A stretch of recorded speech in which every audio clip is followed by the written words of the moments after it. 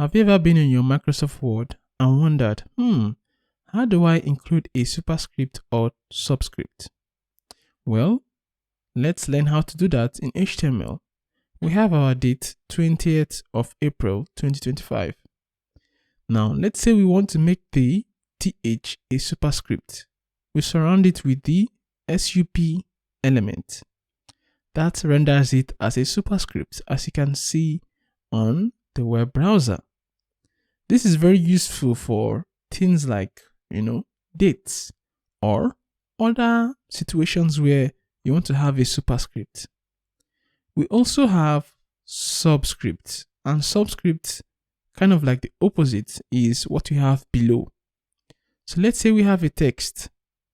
H2O is nice.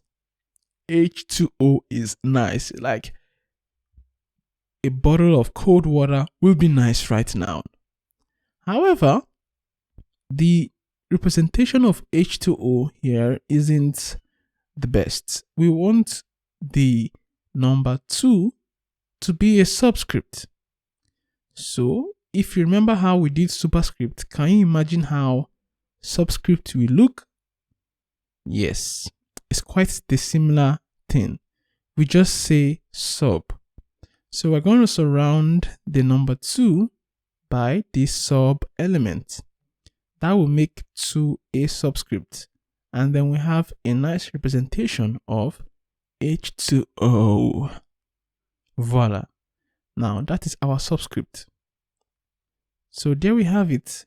An easy way of having superscript and subscript in HTML.